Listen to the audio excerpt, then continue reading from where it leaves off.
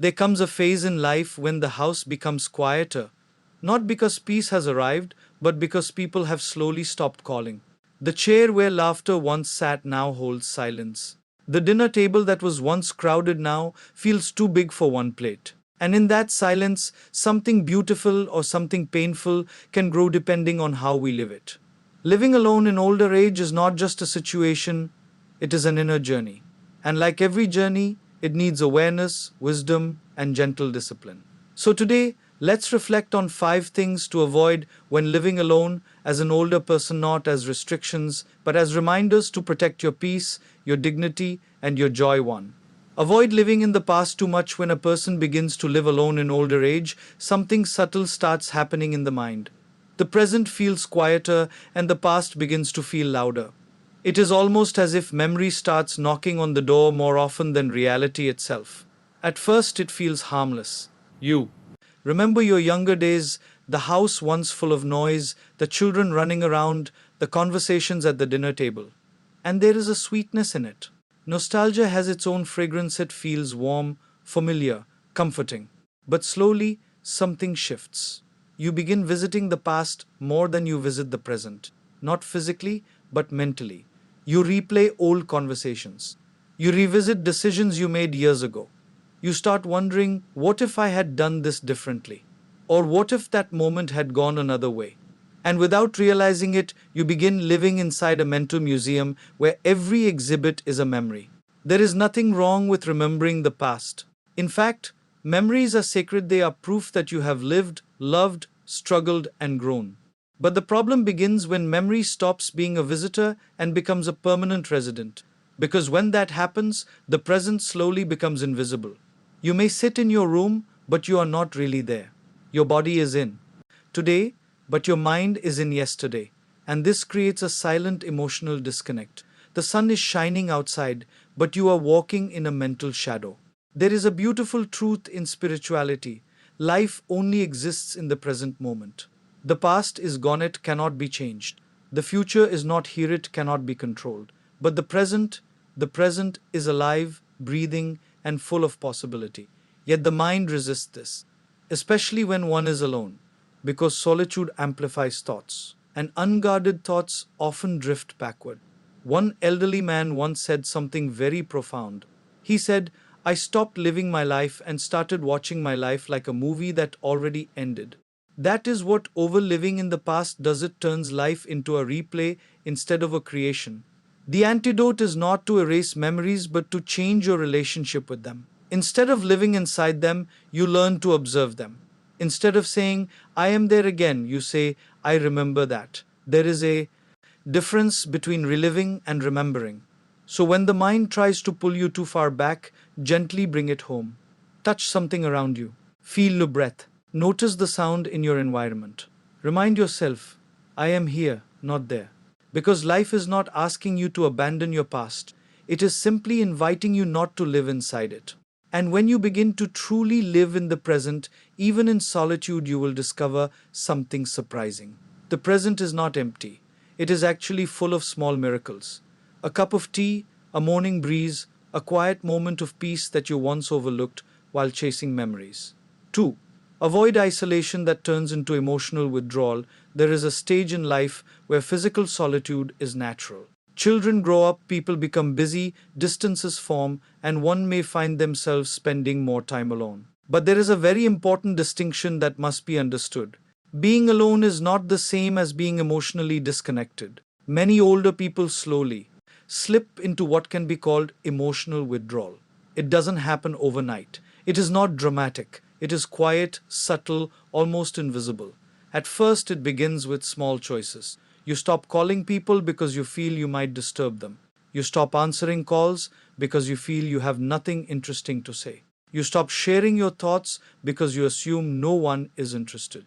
And slowly, without realizing it, you build invisible walls around yourself. And the strange thing about these walls is that they are built out of thoughts, not bricks. The world outside may still be accessible, but internally you begin to step back from it. You begin to believe that your presence is less needed, your voice less important, your feelings less valid. But here is a truth that is often forgotten.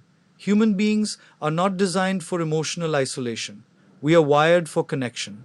Even the strongest individuals need moments of being seen, heard, and acknowledged. There is a deep difference between peace and emotional numbness. Peace is alive, it feels light, calm, and connected. Emotional withdrawal, on the other hand, feels heavy and distant. It may look like silence, but inside it often carries unspoken loneliness. One elderly woman once said, "The hardest part of living alone is not the empty room, it is the feeling that my voice has become unnecessary." That is the emotional danger of isolation. It slowly convinces you that you don't matter as much as you actually do. But the truth is, even a small interaction can change everything. A 5-minute conversation with a neighbor, a simple phone call to a friend, a shared smile with someone at a shop. These are not trivial moments, they are emotional nourishment. The heart needs connection the way the body needs food. Without it, emotional energy slowly declines.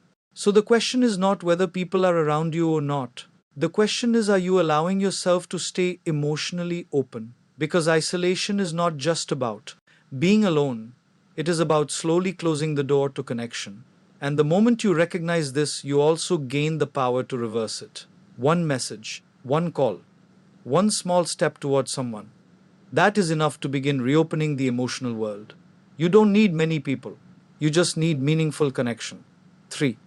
Avoid neglecting your daily routine. When life becomes quieter, especially in older age, time starts feeling different. There are no urgent meetings, no fixed schedules imposed by others, no external structure forcing the day into shape. And while this may initially feel like freedom, it can slowly turn into formlessness. Without routine, days begin to blur into each other. Morning does not feel different from afternoon. Evening does not feel different from yesterday's evening. And slowly, time loses its structure. And when time loses structure, the mind also begins to lose structure. A routine is not just about discipline, it is about giving rhythm to life. It is about telling your body and mind, we are still active, we are still participating in life. Many people assume that routine is only important when you are young and working. But in reality, routine becomes even more important in older age. Why? Because external structure reduces and internal structure must increase. When no one is there to remind you, life depends on self guidance. And self guidance is built through habits. There is a deep dignity in waking up at a consistent time, in taking care of your hygiene, in preparing your meals, in going for a walk, in maintaining your space. These are not just tasks, they are signals to your mind that life is still organized, still meaningful. There was an elderly man who lived alone, and every morning he would do three simple things. He would water his plants, he would read a few pages of a book, and he would take a short walk outside. When asked why he follows this routine so strictly, he said something very profound. If I don't structure my day will slowly start structuring my sadness. That is the truth. Without routine, the mind becomes more vulnerable to overthinking. But with routine, the mind finds anchors, small anchors but powerful ones. Even simple habits like waking up at a fixed time, eating meals properly, keeping your room clean, and stepping outside for sunlight can make a huge difference. They are not just physical actions, they are emotional stabilizers. Routine also creates a sense of self worth.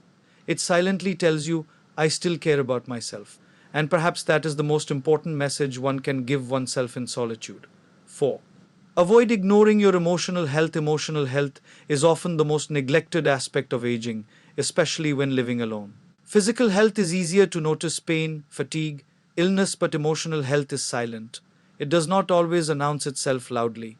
It begins subtly: a sense of heaviness, a lack of interest, a quiet sadness that doesn't have a clear name. And because life continues, people often ignore it.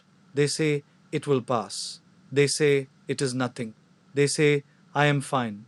But emotions do not disappear just because we ignore them. They accumulate. Unexpressed sadness becomes heaviness.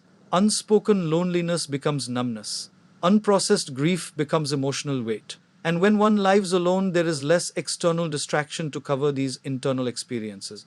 The mind has more space to feel and therefore more space to amplify emotions. That is why emotional honesty becomes extremely important. One must create space to feel what one feels, not suppress it, not deny it, not pretend it does not exist. Sometimes emotional health begins with simple acknowledgement. Yes, I feel lonely today. Or yes, I feel sad without knowing why. Even this simple recognition creates relief. Talking also helps, whether to a friend, a family member, or even journaling thoughts on paper. Expression is a form of emotional release. When emotions flow outward, they stop weighing inward. Spiritual wisdom often says emotions are like clouds. They pass, but only if they are allowed to move. If they are trapped, they become storms inside. So the goal is not to eliminate difficult emotions. The goal is to allow them to move through you without becoming permanent residents. Emotional health is not about constant happiness. It is about emotional fluidity, the ability to feel, process, and release. And perhaps the greatest act of self care in solitude is this: to remain emotionally honest with oneself. 5. Avoid thinking you are a burden. This is perhaps the most painful belief that can quietly enter the mind of an older person living alone, that they are no longer needed, that their presence is an inconvenience, that asking for help is a burden on others. But this belief is not truth. It is perception shaped by fear and overthinking. Human relationships are not transactional. Love is not measured by productivity. Value is not reduced by age. There is a deep difference between needing help and being a burden. Needing help is human. It is natural. It is part of life at every stage. A child needs help. A young adult needs help. An elderly person needs help. At every stage, dependency changes form, but it never disappears completely. There is a beautiful truth: those who love you do not see you as a burden. Often they see you as a source of meaning. There was an elderly father who hesitated to call his son even when he was unwell. When the son found out, he said, "You are not disturbing my life. You are the reason I understand what responsibility and love mean." That is the perspective shift. Sometimes allowing others to care for you is also a gift to them. It gives them an opportunity to express love, gratitude, and connection. When you constantly refuse help, you are not only denying yourself, you are also denying others the chance to show care. So instead of thinking I am a burden, one can gently reframe it as I am still worthy of love. I am still part of someone's life. I still matter. Because worth does not expire with age. And presence itself, just being here, is meaningful.